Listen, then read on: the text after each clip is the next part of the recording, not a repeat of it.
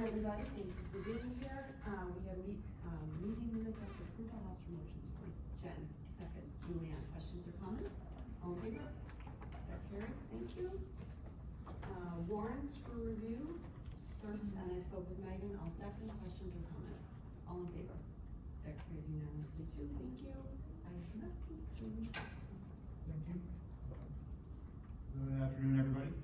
So, I really have nothing to report other than having a couple folks here to present tonight. First one would be Dan Bowman, although I don't see him here, I know he's on his way, and we also have, our architects, our construction management, and our fiscal advisors here to talk with you all about our, proposed capital project that we'll be going out to vote for, in December of this year. And so, hopefully Dan will be walking through the door any moment now, and can start his presentation on Crisis Go. If not, we will reverse the order and do the capital project first, and then, Crisis Go next. Brian, do you happen to see him pulling in? He's here. He is here, all right. Step one, on the premises. So bear with us for a couple of moments, until he comes in.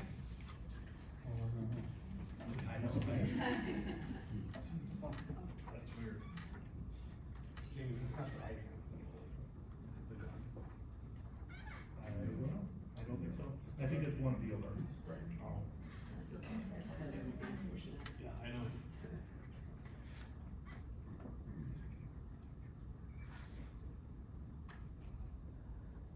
You saw him? I see his car. Cause he just sent me a text when I was there.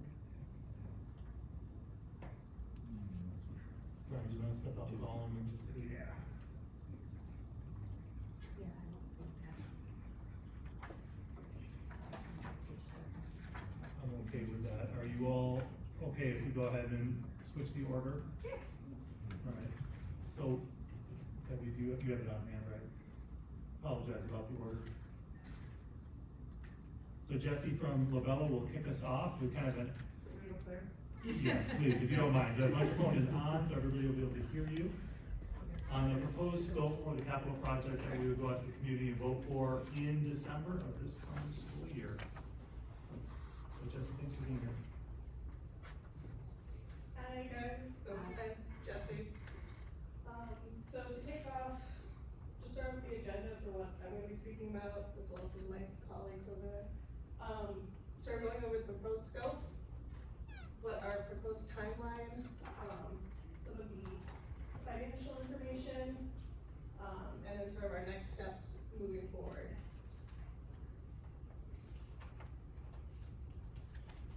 So starting at the primary elementary school, for site work, we are proposing reconstructing the north asphalt lots, as well as replacing both the primary and elementary playgrounds, as well as introducing a new pre-K playground, as we are also gonna be reconstructing the bus loop sidewalk.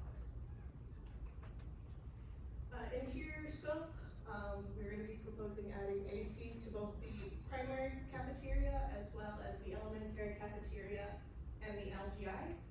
And as part of future capital improvement outlay projects, we're gonna be replacing all exterior doors that weren't already part of the previous projects.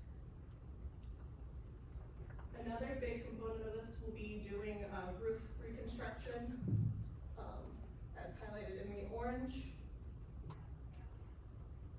And then moving on to the middle school, there's also gonna be reconstructing all the remaining parking lots. Replacing the digital signs, as well as replacing the generator. Building scope, we are going to be doing the, renovating the kitchen, adding AC to the cafeteria, renovating the gymnasium, boys locker room, and the fitness center. We will also be replacing all remaining exterior doors that weren't done a part of the 2020 project.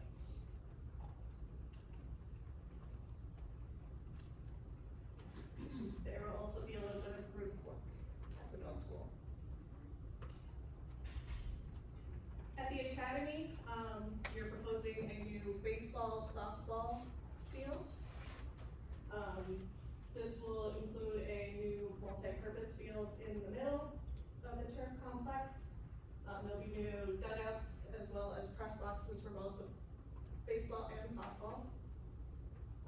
Relocating the tennis courts and adding 2 additional tennis courts. And reconstructing the existing concession stand. We're also replacing the turf field, so just replacing the top coating of the turf. And replacing the scoreboard and tagging system associated with the track. Interior scope, there'll be renovations to the art and tech rooms. There'll be replacements of the corridor ceiling and lighting throughout the entire building. Adding AC to the cafeteria and renovations to all the toilet rooms. We will also be replacing all exterior doors at this building as well. There will also be carpet replacement at the library and refinishing the existing stairwells. There will also be some modernization to the existing elevator. One of the discussions about the renovations to the restroom is introducing single occupant toilet rooms. Currently, there are gang restrooms, so men, women's, and a teacher's. This would introduce just single occupants, so any gender can use them. This is just a proposed layout that we've been working through with the district. And this would be associated with sort of the classroom wings. So there'd be a total of 4 of these restrooms that would be getting this sort of configuration. And just a rough rendering of what could potentially be the restrooms. And then these are just some concepts of the proposed turf field and tennis courts. So this would be relocating the tennis courts to where the discus and shot put is, so they'll be relocating a little bit further. And then this would be the baseball stadium, as well as a new press box for storage. There'll be temporary fencing, so you can remove that and then strip it for fields in the off season. And this is just another aerial. And then just going a little bit into costs, and sort of list out the summary of the work. So at the primary elementary school, about $18 million is proposed. Middle school is about $12.5 million, and the academy a little over $30 million. There would also be some work associated with this building, doing some laptop replacement, as well as some work to the electrical infrastructure. And then district-wide, the plan is to do some IT upgrades, so fiber replacement and cables. So work here at the operations center was about $5.5 million, and district-wide about $3.9 million. And this just sort of lists them all together for a grand total of just over $70 million. And then when we talk about schedule, the vote is to go out this December, with a 2-phase project going with, first one going to New York State will be in June 2025. With work potentially starting as February of 26. The second phase would be staggered out a year, so that would be going to New York State in June of 2026, with construction starting in February of 2027, with the work proposing ending around December of 2028. This is subject to change, but this is just a sort of rough timeline that we're thinking.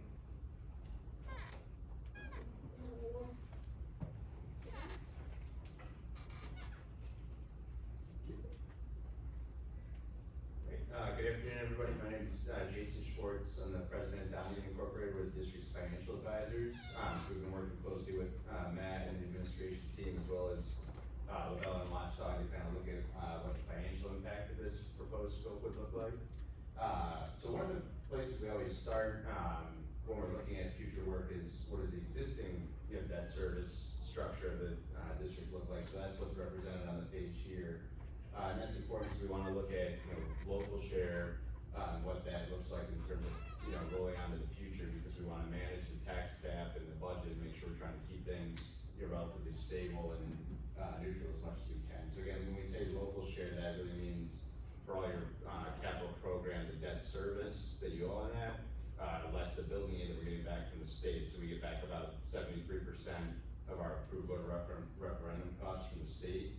And that local share is what's left, for the taxpayers to pick up. So if we can keep that, relatively, stable out in the future, that's always the goal. So one of the things we saw when we started talking about this project, months ago, was we had an opportunity where in 2028, you'd see that, purple shading we have, that local share is dropping significantly as some of your prior debt from older projects rolls off. So that gives us an opportunity, where if we can time things, well, we can have the debt for this new project, come in and kind of fill this open space here on this bar chart, and then potentially have, little to no tax impact, if we time that correctly. So that's been one of our goals as we've looked at this, rollout for this project. So you see that drop off is in 2028 that we're trying to time. So, a December of 2024 referendum has been very, purposely planned, because that aligns very well with that drop off. So you can see, there's a lot of information on here. It's just another way of showing, what Lavella just went through in the presentation in terms of the two phases.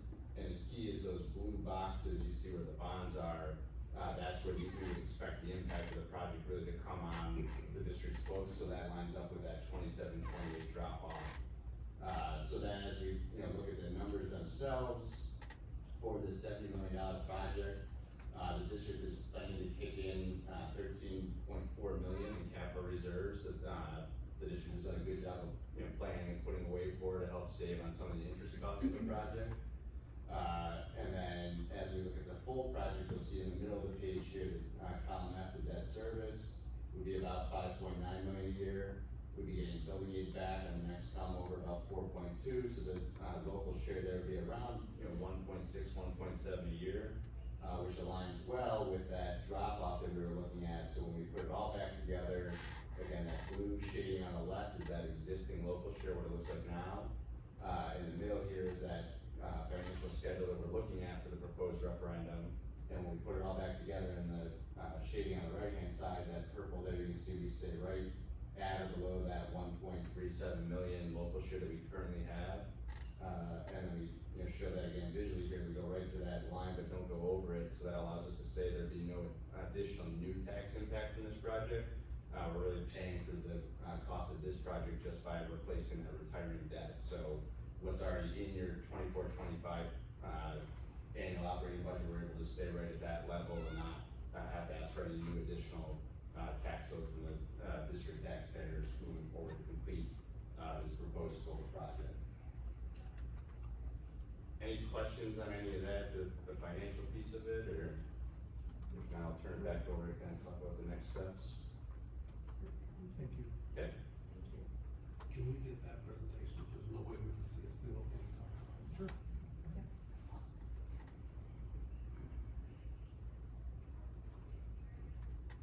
So next steps will just sort of be, getting your guys' feedback on what was presented today.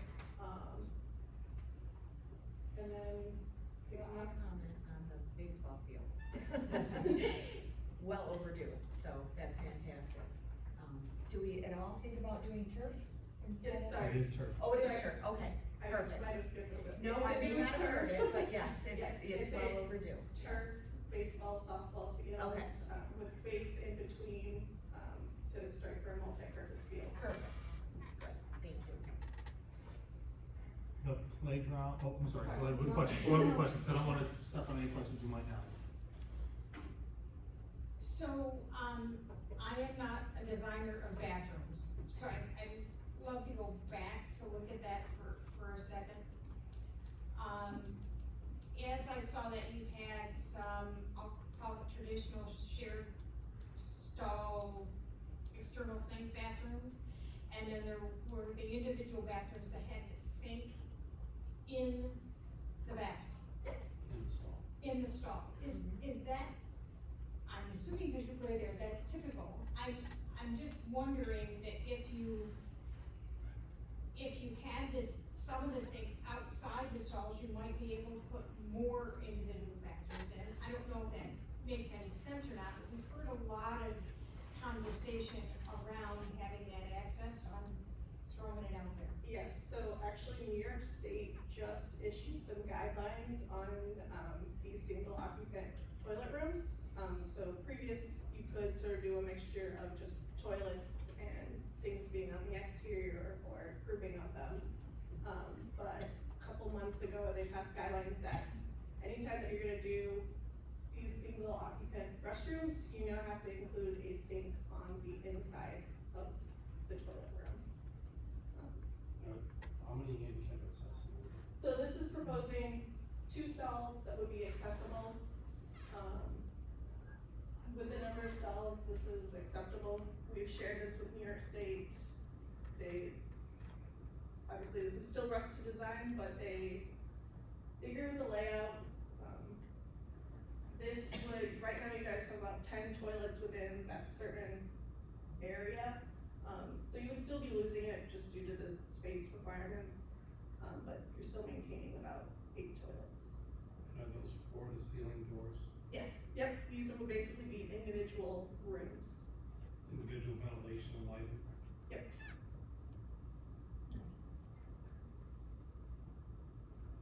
Other questions from the board? I have my annual complaint, which they've already heard. Can you go back to the primary slide, exterior? I'm just gonna point out, it's easier than try to skip here.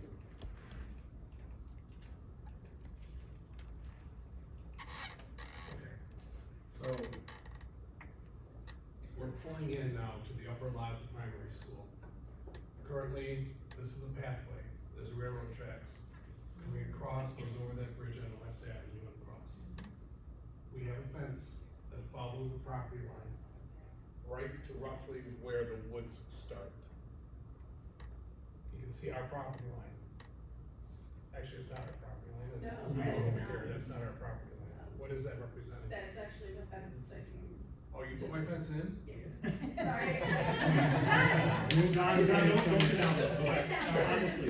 No, here's the reason I'm pushing for this fence for years. Look where it stops though, because we don't know that this is what you're talking about. Okay, the problem I have is this is a public area here, people are walking in, we have young children on this playground. There's nothing other than a very small gully, which actually makes a great hiding spot for someone. They could be in here, in that gully, grab a kid, be back in here, and either to Buffalo Street or back to Gibson and go on, before anybody even saw it. There's nothing to stop that. I've been fighting for this fence since we've had the railroad trail, how many years ago, the railroad trail tried to come in here. And we fought about it then. We own almost to Buffalo Street, there's a small piece of land, the winery owned, they gave it to the city, that we don't own. This over here is our old, what do we call it, ambulance building? Over behind the ambulance building. So my goal is to somehow have something to slow down someone who might wanna try and grab a kid. Not that it would ever happen, but it just is one of those things you think about. I've walked back in there, it's very easy to get down. There's a little swale, you could be hidden in that swale, jump out. There is a small fence around the playground, but not enough someone could reach in, grab a kid, be gone before anybody even saw him. So my big concern, which I see is now here, is that this fence, you have a fence within the playground, and you've got a secondary fence that comes down, it looks like it stops around our property line where our new trails are over here, correct? A little short of that. A little short of those No, I trails. think- So is that kind of what you're thinking? That's about? my concern, my whole concern is up here where the public theoretically someday could be walking. Two questions. Well, number one, we had a cost quote on this. Do we know how much? $88,000. $88,000. Okay. That's not to replace the existing, correct? That's to leave existing where it is, and we pick up from there. That's correct. And then the other question is, your access trail, Mike, to those maintenance barns, that is also a route of, if there was ever a critical incident where we have people at the playgrounds, that's one of their routes to go to a reunification site. So this design fence does it stop at that access trail? There's a gate opening there. So the gate, it will go to the gate and stop, or will it pick up after the gate? This new fence will have a gate, correct? Yes, Right yeah, at there'd that be, spot. Okay, right now we're proposing that's, or a vehicle gate, gate right there. a vehicle, oh, I see it says vehicle fence, so that's, okay, a vehicle gate, Yes. okay. I'm not so much concerned about that land as I am the part that we don't control, with that easement area at the top of the railroad tracks are. We can control who goes on our land, whether it be by other means of fencing, by camera work, by whatever that we have control over ours, we can't control somebody else's. By putting that fence in, we now control somebody else's access into our kids. So you're picturing it going down to where that, nature trail goes? Right, I'm thinking it's gonna, well, we already have some fencing there, if I'm not mistaken, Mike, isn't there a gate already there, where Mike? Isn't there a gate up we put in there back when we put in that retention pond in? No. So Academy Place and the other roads are open, they come right down into there. We have, Brian and I and Jamie looked at that, we have quotes for putting fence just in those little bit areas. Just where it opens, not where there's, you know, the trees and brush, but where it opens, where the city backs their mowers onto our property to mow that city railroad bed area. Well, you've dealt with concerns back in there before, so you know what concerns you're gonna deal with. You see where my concerns are. I think between that, we could be able to figure out how to secure our playgrounds. That fence able? Is the fence Is the able? fence able? Should be. Yes. Because that's actually a really good question, that's something we've been trying to make sure we're Aaron, capitalizing. you're positive. It's incidental only, yeah, Okay. it goes to site work.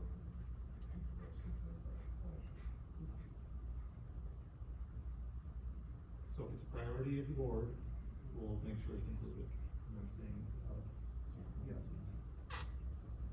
You know, John has raised this for a number of years, he raised it again Friday, so we reached out and said, let's get it in there and make sure, you know, we know how much it's gonna cost and where it's going to go. Okay. The only thing I would mention, because John asked the question last time too, and I'm changing gears away from the fence now, if everybody's okay with that. The playground itself, he had asked if it's rubber mulch or traditional mulch, it's neither, it's more of a synthetic surface. If you've been to Motion Junction on House Park and you saw the surface there, it's that, which will be nice in terms of keeping, well, it's safer, but also in terms of keeping the building clean. It's just a nice, safe surface to navigate. We have some asphalt surfaces over there that'll be refinished at the elementary side, new basketball hoops. But we are getting some, design concepts for playgrounds so that we have multiple stations to, what we typically do is we divide the students up between 5 or so stations so that it's not so congested and there's plenty of room to play, but these designs would have the different stations where the students could be separated and play. If you've been to those playgrounds lately, they're in rough shape. They've been used and loved a lot. And so it's time to kind of look at new playground surfaces that are, safer again. I'm trying to think what else is on there that maybe wasn't mentioned. Is there anything, Mike, that maybe is worth mentioning that we haven't? What sidewalk work are we going to do at the K5 loop? So we're doing around the whole bus loop is part of the project now. The backside we're gonna do in-house. We've started some of that already. I'm thinking about that link, not the link door, but the door next to the elementary cafeteria, there's a. Done. Oh, you mean on the? Yeah, there's a hole there right now that is, right just before you enter the doors where people check in. Okay, yeah, we're planning on doing that Oh, also. is it? Yeah, that's in-house. We're working on parking at the middle school, at the Lollipop right now. We're taking care of that parking area. Jesse, can you go to the middle school overhead outdoor? You did a great job with the sidewalks on the other side. That's beautiful. Employee, that was great, you did a wonderful job. Yeah. You see the Lollipop here, currently, I think we have 5 or 6 parking places in the Lollipop loop, you see a lot more in this one. And Mike's crew's doing that currently, actually. So some of this work that you're seeing with exterior doors and things like this, Mike's crew is chipping away at, and may not be part of the project, but we wanted it in there just in case we weren't able to get too much of it.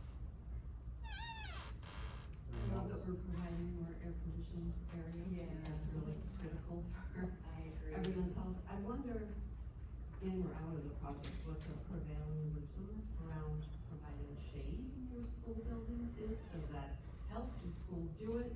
Do you not want more trees near school buildings? Come on up. I'm Kevin Rodemacher from the Bell. Shade is important, so there are a lot of different ideas out there, so not really trees, but usually like sunshades. That would be a double system you might end up with, because you currently have shades within a lot of windows, so that's something we have discussed.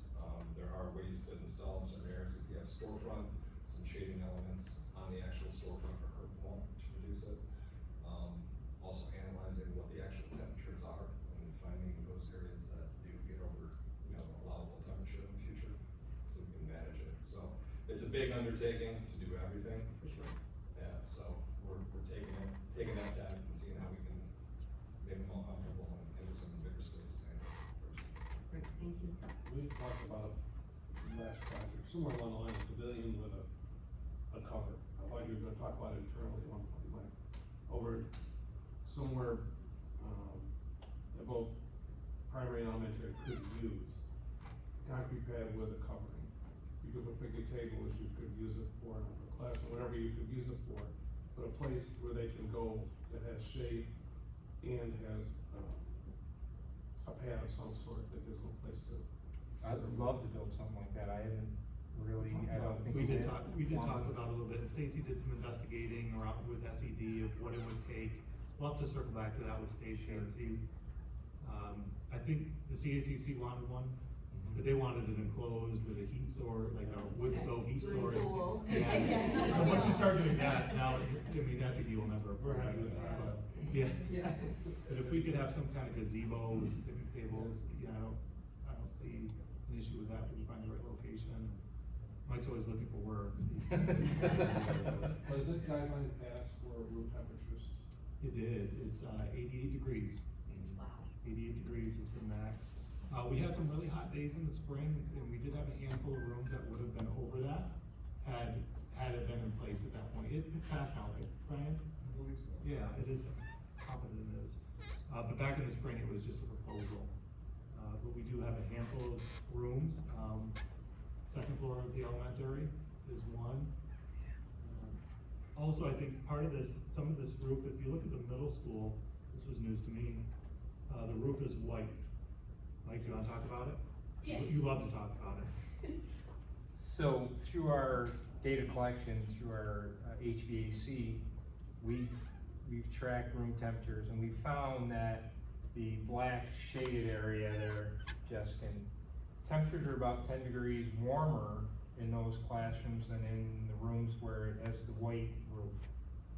And we're replacing those roof areas with white roofing as part of the project. So if you go to the elementary exterior where the roofing is. Oh, wow. So those two wings are all black roof, will be white. Right, correct. So that should also help mitigate some of the heat based on what we're finding, at least by a few degrees if nothing else. Yeah. That's great.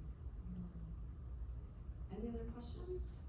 I do wanna add one thing about your shade, so we're starting to talk about the playgrounds, with a consultant, and one of the items that was brought up by both principals was shading.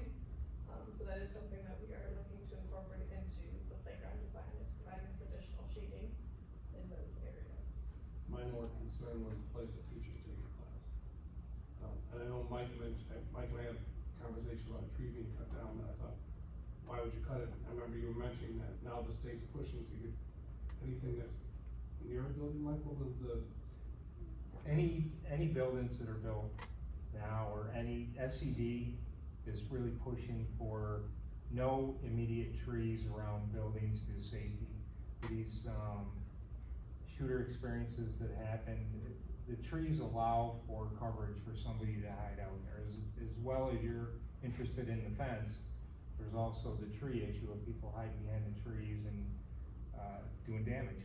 So they don't want the trees up close to the buildings, they want them out, and any trees that are out and about they want an 8 to 10 foot clearance around those trees, no branches below 8 to 10 feet.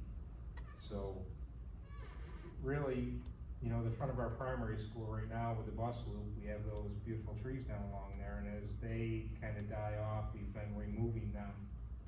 But SED really is deterring away from that. I don't know if Labella's seeing the same thing in the architectural part of that, civil engineer part. Yeah, it's a passive measure for security control, so visual control is huge part of that, on top of like cameras, and it's really a layered system. I'm sure you'll hear more about that after this. But also, like, we're in the very initial stages here, so if and when we get a positive vote, designing these spaces and maybe having an outdoor area and pushing some of the funding towards that, is still possible. So even the fencing and the dialogue about how that's gonna get done and done right, that's gonna be sort of after the vote, and we'll get that detail handled. And then our tech and art at the academy, they were looking for a pretty intensive, complete reconfiguration of those spaces. It wasn't financially doable, but we do have included in this a nice renovation of their space. It won't be a complete tear down of walls and re-envision the space, but new ceiling, new paint, new cabinetry, it'll be refurbished. Yep, thank you so much. Thanks, everybody. Appreciate being here. All right, and we'll move on to Dan Bowman, if you're ready, with the Crisis Code presentation.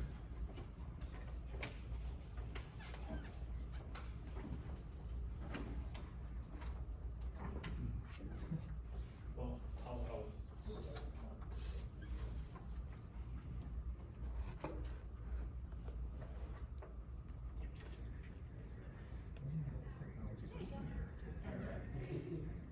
Okay, I, the unfortunate, privilege to, talk about a topic we don't really wanna talk about, but, we have to. So, there is a law called the, Alyssa's Law. It's been passed by New York State. It originated in Florida, with an active shooter event that happened there.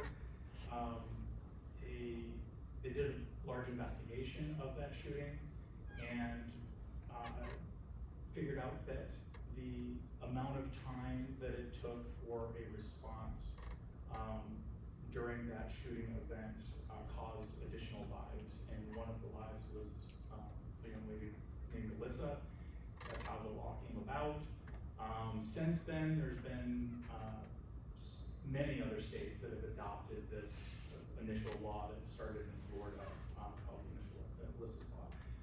New York State has adopted it, given time for public entities to put in, a system, to be able to address the law. And the law really, when you boil it all down, it is a quick response to 911, from anyone in your organization. So that just eliminates the whole, oh my God, what do? I call the main office. The main office says, what? And then they start calling 911 at that point, or, you know, and then somebody has to find out that has the ability to lock down the building. They press the button to lock down the building. So you can see the chain of events, no matter how it occurs, there's errors and time involved in every one of those steps. So the law helps to just eliminate the time of that response, especially of the police coming in and that 911 call, down to as minimal as possible. So the law at minimum is that you give the ability of staff to press sort of some button or something like that. It dials out to 911 or calls immediately, and you get the response of the 911 call. As you can imagine, since it's a law in many states, there are lots and lots of different software packages to be able to do this. We looked at many of them, and we picked one called Crisis Go, because not only does it do the bare minimum, but we have a lot of options to be able to use in the future, beyond just that active shooter event. So a fire, a medical emergency, you know, any type of emergency situation it will help with. So the first thing that we're gonna do though because, you know, you don't wanna inundate your staff with all kinds of new stuff. We're gonna bring it down to the bare minimum and address the law, is to, allow for active shooter. So this is a phone app. It works on any phone, and you install it, you have to log into it, so that's the security. Not anyone can just go and press this button and call 911 on our behalf. So you have to log into your phone. We're asking staff to put it on their phones. I know that that will be a question for some staff, but at the same time, this is essentially a win-win. I mean, if this, God forbid, anything ever did happen, it could save your life, it could save the lives of all the children. I mean, that's really how we're going to, roll this out, is really, this is a benefit to everyone. So I'm hoping that there's not a lot of pushback on this.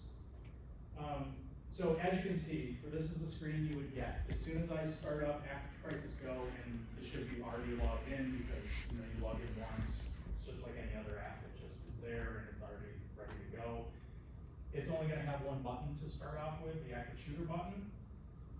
And to kick off a event, you are going to click on that active shooter. This is the next screen that comes up. Most likely you'll be in your primary building. You do have, this is optional. Obviously, time is of the essence, and you may not be sitting there wanting to type in what room you're in, but it will automatically default you to the building that you're in. You can write some stuff so that if maybe it's already been called in, but you're adding to this, you might have time to do additional info. So obviously, these are all just optional. To actually do it, I mean, you clicked on the active shooter, you came up to the screen. The only thing you have to do it is slide it across. So it's not something that will automatically, you know, it's wiggling around in your pocket and the app comes up and it clicks on an active shooter and then slide this. That is intentional. Is there an ability for, you know, a small child to take mom's phone and slide it and press the button and slide? Absolutely, but it is totally intentional. Most likely that's not gonna happen. I talked to a few different districts who have had this exact app implemented for several years. Never had an issue with it. So I'm fairly certain that, you know, that is something that really doesn't happen very often, if at all. So when you slide this and you initiate the active shooter, like I said, all that we really have to do is call 911. It will call 911. It does, what we have to do at this point is say what building that call came from. So that will happen. What we've done on top of it for the initial rollout is we're actually also locking all the doors with our, we have electronic door locks on every single one of our classrooms, and all the external doors, everything will be locked down, and that happens automatically. You don't have to trigger it from an administrator or anything like that.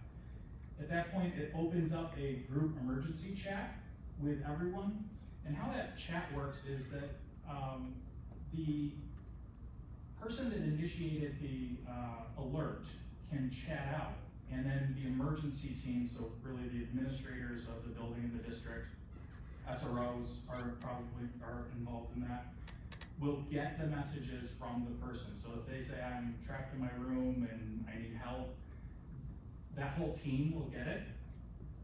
And that anyone from that team can respond back to that person. It doesn't go out to the entire staff or anything like that, it just goes to that emergency staff. They can all respond back to it. They all see the responses back from the administrators and back from that individual. So it's a sort of a group to one message. You can also open up like individual chats if you needed to during that emergency, say to speak to the SRO directly or something like that. But that's how that initial emergency happens. Anyone during that emergency can also add to the chat, but it's just like that. It's that individual talking to the group of emergency personnel, and they'll be able to respond back.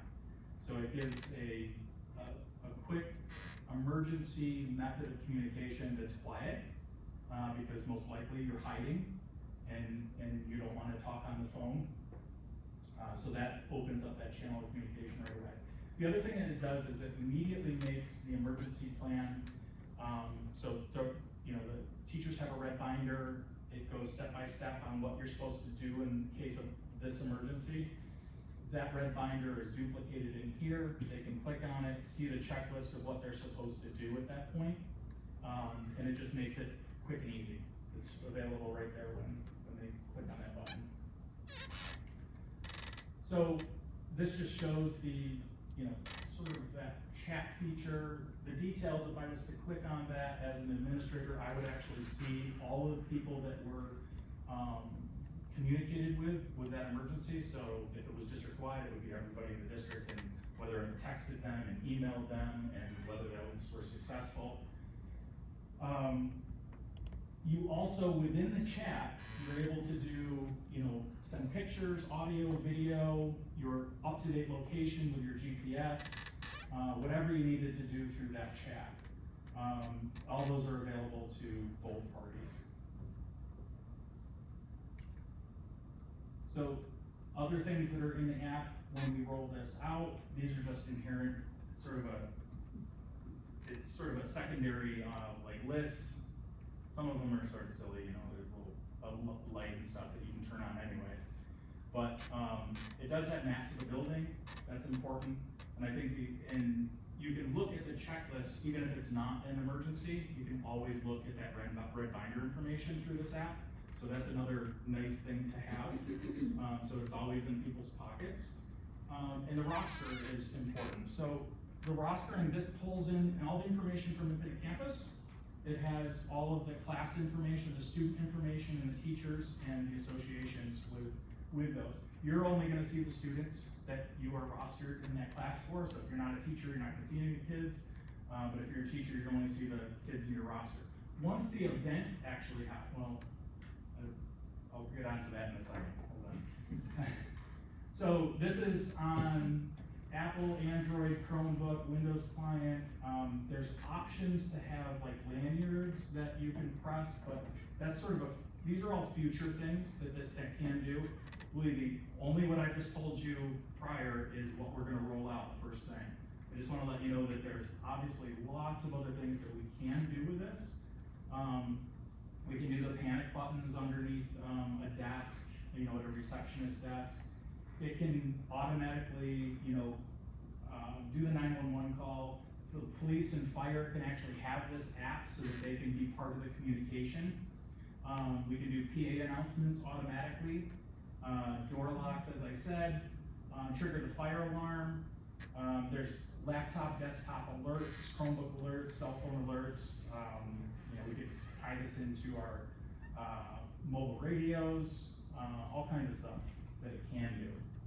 As you can see, we only have this one active shooter. There's lots of other things that you could do with this, even down to a medical emergency, and you just wanted to tell everybody to stay in their rooms. That's our normal procedure. And then this would allow that to happen quickly. It send out a PA message immediately to say, stay in your room for a medical emergency, and then it would open up that communication lines with, say, the nurses and things like that. But obviously, lots of great features that we can do in the future, but we haven't implemented any of those yet. We'll roll this out slowly as staff gets acclimated. The other thing that it can do, so I'll talk about fire sort of next, is like if we were to implement this for fires, we could actually do this for fire drills, so people are used to the app. That's sort of, I think, probably our next step will be to do the fire emergency, because what that can do is you can do your drills through there, and then you have what's called a roster event. So because it knows all the kids and everything, it can actually sound the alarm for the fire, and then it can present to the teacher the check-in for every single one of their students. So instead of them going out to the playground, picking up the red binder, calling with the radios and holding up their signs and that whole system that we have in place now, they would be able to click on their phones all the different students that are in there. They would, during an event, they have access to really any of the students. So even if they, you know, pulled somebody from the hallway that was going to the bathroom, took them with their class to evacuate the building, and that's not part of their class, during that event, it opens up so that they can actually check those kids in. So that's hopefully will get a very fast and efficient way to check all the kids to make sure that we have them all in an event. Plus it will kick off that fire alarm, notify everybody, open up that chat channel, all those other things that it can do automatically. Well, there's other way. So one of the things that we can do in the future also is an ability to create a network that will, because cell phones sometimes don't work as well in certain areas of our building, we can actually do location awareness through another network. And it will actually like show exactly where the person that triggered the alarm is and actually track them on a map. That's something that it has the capability of doing. It only tracks people when there's actually triggered an emergency. But it's another capability of the system.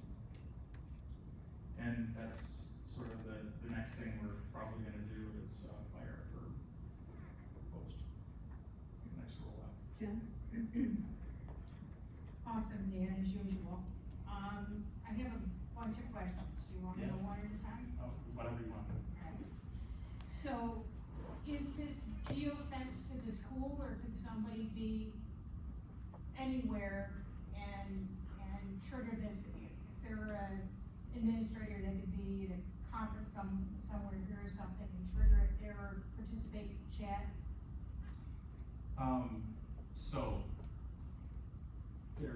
that's a controversial thing in this space, Okay. whether or not it is geofenced or not. Some of the solutions have the geofencing in place. They said that they actually had it to begin with and took it away because they didn't want to limit the communications of everyone that was involved. Say it was the administrator that was off, you know, and they're not now part of the communication stream.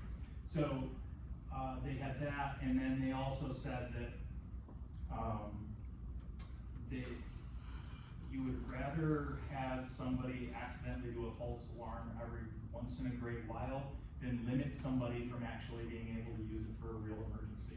The other thing that it does is it tells you your location, so via the phone. So the phone has to be accurate to your GPS. So, but most of the time, you know, you're going to have a fairly accurate GPS from your phone. It's going to transfer that to the 911. They're going to know that you're not in the building. So they said with all those capabilities that geofencing really wasn't something that they really wanted to do because it posed more risks than reward for them.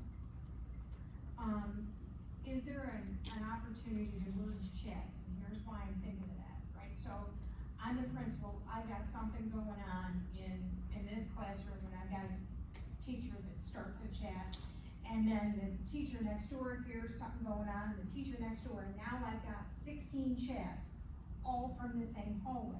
Yep. So they do have that. So like I said, as an administrator, you're able to pick your audience. As a staff member, you're not. Okay. So as a staff member, if I'm just, they call it a member, but you know, it's just a non-administrative user, they can start a chat, but it goes out to the emergency team or the administrative team. That's the only avenue that they have to communicate. They can't communicate with the next teacher over. So yes, what happens is everybody's asking the same question, right? During an emergency, you know, what do I do, you know? Right. And so any administrator or emergency team member is able to send out a everyone message. Okay. And therefore, if they get 3 messages coming in of the exact same question, obviously you're gonna probably get 20 more in the next 5 minutes. So you can say, hey everyone, here's the answer to the question before you ask it, you know, type of thing. So yes, that's how you get away with that. You can't merge them, but you can start sort of a post, essentially. Okay. So could you keep the audio open, or is the audio that you mentioned, recording or time limited, or is that, you know, I'm thinking about what sometimes happens with 911, somebody calls 911 and they just leave their phone on. Can you do that with this? Remember, it's on a cell phone, so you can start the 911 call regardless of this That's true. and do it. That's something that is not, there's two options for 911 calling within the app. Okay. And one is that you press the button, then the first thing it does is prompt you to you actually just press the button and it calls 911 directly from the phone. The other option is an automated 911 call from the system, giving the 911 center the information of roughly where the person is, you know, what building they're in, and that this is the event that was triggered. The thing is, that, like I said, not everywhere in our buildings we have cell phone coverage. So, you know, the automated 911 call is probably better for us, even though that you're not opening up that communication line and being able to respond back and forth with the 911 person, which is ideal, but that, you know, it might prompt you to call 911 and then you don't get through, which is worse, you know. And so I think we're gonna roll out with the building, or the